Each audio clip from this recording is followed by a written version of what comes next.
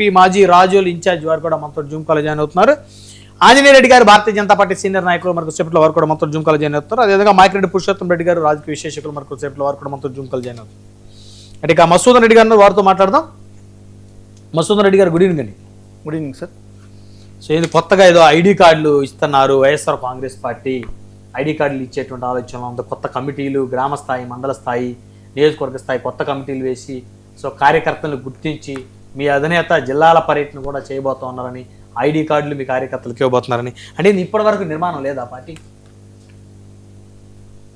రమణారెడ్డి గారు, ముందుగా మీకు 99 టీవీకి వీక్షిస్తున్నటువంటి ప్రజలకి, ప్యానల్లో ఉన్నటువంటి పెద్దలకి శుభ సాయంత్రం. సార్, వైఎస్ఆర్ కాంగ్రెస్ పార్టీ అనేది ఆంధ్ర రాష్ట్రంలో ఒక పెద్ద రాజకీయ పార్టీ సార్. ఇప్పుడు తెలుగుదేశం పార్టీ వాళ్ళు విమర్శించేటువంటి 11 ఏ నెంబర్ దొరికినా సరే 11 అంటున్నా కానీ వైఎస్ఆర్ కాంగ్రెస్ పార్టీ యొక్క బలం ప్రజల్లో ఏ విధంగా ఉండేటువంటిది అందరికీ తెలుసు. 40% ఓట్ బ్యాంక్ ఉంది ఈరోజు. అంటే 11 సీట్లు వచ్చినాయి కానీ 40% ఓట్ బ్యాంక్ ఉన్నటువంటి పరిస్థితి ఈరోజు రాష్ట్రంలో కనబడుతోంది, క్లియర్గా కనబడుతోంది.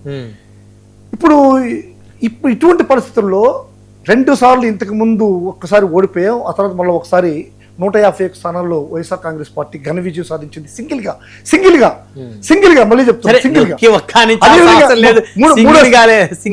మూడోసారి కూడా సింగిల్ గా నిలబడితే 40% ఓట్ బ్యాంక్ వచ్చిన సీట్లు చెప్పట్లా. మూడోసారి అదే సార్ ఓట్ బ్యాంక్. ఇప్పుడు సీట్లు అనేటువంటిది ఏమైనా రెండోసారి 151 సింగిల్ గా అన్నారు. మూడోసారి కూడా సార్ 11 సీట్లు వచ్చినాయని ధైర్యంగా మేము చెప్పుకోగలం. ఇది ప్రజా తీర్పు, ధైర్యంగా చెప్పుకోగలం మేము. కానీ ఓట్ బ్యాంక్ విషయానికి వస్తే 40%. దానికి చాలా కారణాలు ఉన్నాయి సార్. ఈ 11 సీట్లు రావడానికి చాలా కారణాలు ఉన్నాయి. ఈ కారణాలన్నీ కూడా ఇప్పుడు మనకు సమయం కాదు కాబట్టి, సందర్భం కాదు కాబట్టి చెప్పదలుచుకోలేదు. ఇప్పుడు ఫామ్ 17కి ఫామ్ 20కి తేడాలు కూడా చాలాసార్లు చెప్పాను మీకు. ఇవన్నీ కూడా మనం చాలా కారణాలు ఉన్నాయి. ఆ కారణాలు చెప్పదలుచుకోలేదు. కానీ పార్టీ సంస్థాగతంగా ఏ విధంగా ఉండేదని మాత్రం చెప్తాం సార్. ఇప్పుడు జగన్మోహన్ రెడ్డి గారు పార్టీ పెట్టిన తర్వాత నిరంతరంగా రాజకీయంలో ఏ విధంగా తీసుకెళ్లిపోయారనేటువంటిది, ముందుకు తీసుకెళ్లారనేటువంటిది మనం గట్టిగా ఆలోచించాలి సార్. ఏ రాజకీయ పార్టీ పెట్టినా కానీ ఆ రోజు చంద్రబాబు నాయుడుకి కావచ్చు, లేకుంటే ఇంకొక పార్టీ కావచ్చు సార్. చంద్రబాబు నాయుడుకి ఆయన పెట్టిన రాజకీయ పార్టీ కాదు. రామారావు గారి దగ్గర నుంచి అప్పలంగా పెరుక్కుని రామారావు గారు నువ్వు పనికిరావా అని చెప్పని వెన్నుపోటు పొడిచి తీసుకున్నటువంటి పార్టీ.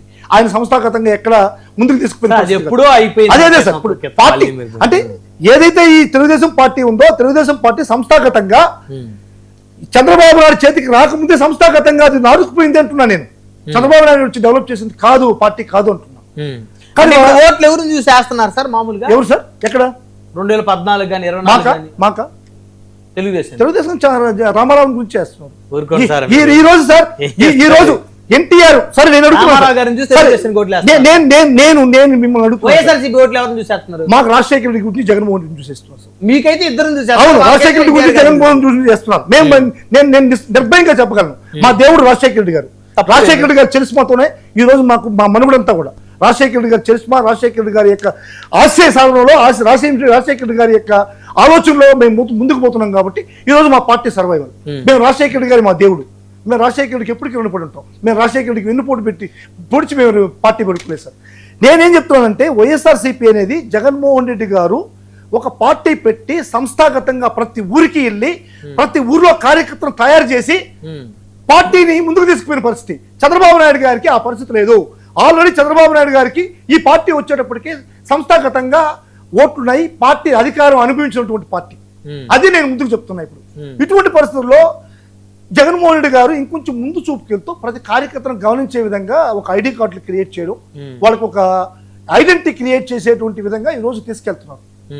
ఆల్రెడీ ఐడి కార్డులు ఇవ్వడం, ఐడి కార్డుల ద్వారా మనకు ముందు పోవడం, ఒక నంబర్స్ ఇవ్వడం అనేటువంటిది మా పార్టీలో ఎప్పటి నుంచో ఉంది. కానీ దాన్ని ఇంకొంచెంగా టెక్నాలజీ ఇంప్రూవ్ అయింది కాబట్టి టెక్నాలజీకి అనుగుణంగా ఈరోజు ఐడి కార్డులు పెట్టడం అనేటువంటి చేస్తున్నారు.